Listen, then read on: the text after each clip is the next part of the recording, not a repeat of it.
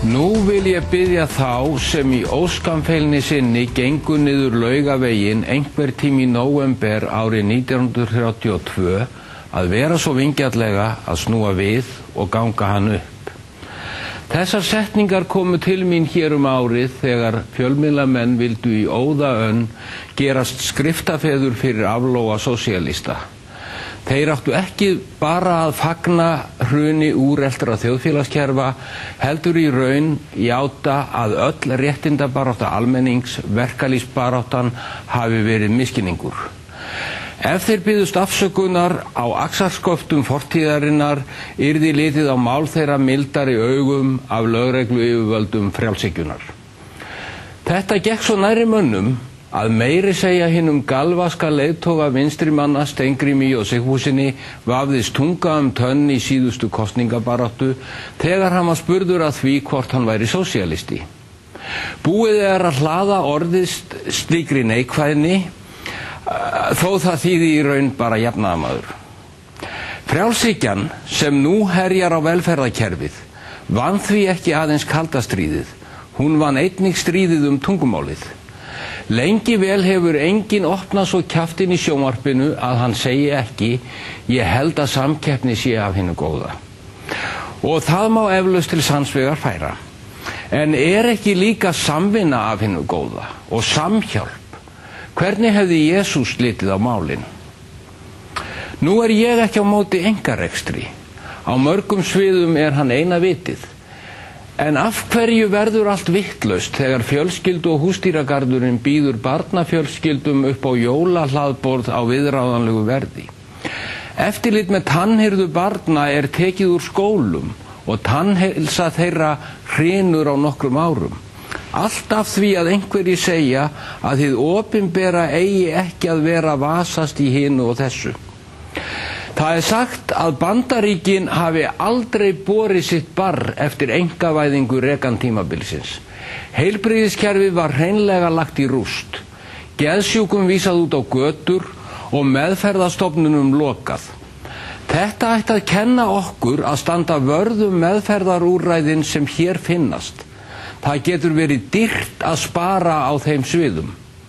Oft betra að spyrja sig hvað kostar að gera hlutin ekki.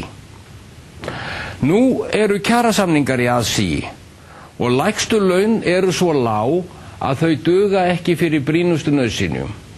En þjóðfélagi virðist yppta öxlum og hugsa svipað á drottningin þegar fólkið mótmælti forðum og krafðist brauðs, en þá sagði drottningin: fyrst fólkið á ekki brauð, af hverju borða það ekki kökur?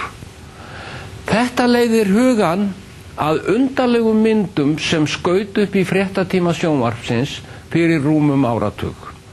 Þá voru langferðabílstjórar í verkfalli og stóðu fyrir framan rútubíla með úðunabrúsa og úðuðu á rúður þeirra og hleyptu vindum úr dekkjum þeirra.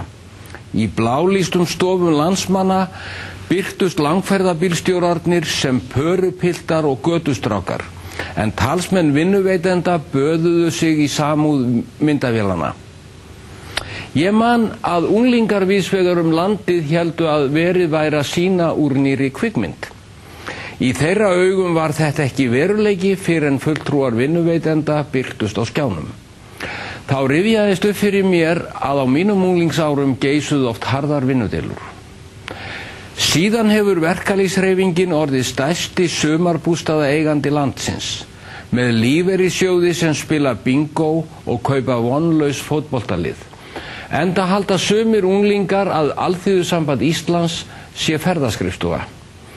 Ekki skal ég tjá mig stöðu kjaramála, en útkoman þjóðarsátt full af sumarbústöðum og lífeyrissjóðir sem fjármagna matador auðmanna á meðan einstaka hópar berjast einir í kuldanum eins og langferðabílstjórarnir forðum, eða berjast bara ekki neitt.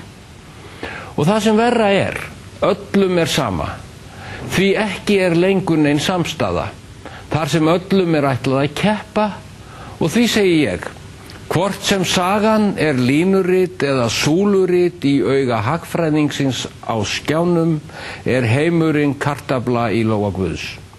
Eða eins og amma mín sagði, Fólk verður leiðinlegt ef það trúir ekki á neitt skemmtilegt.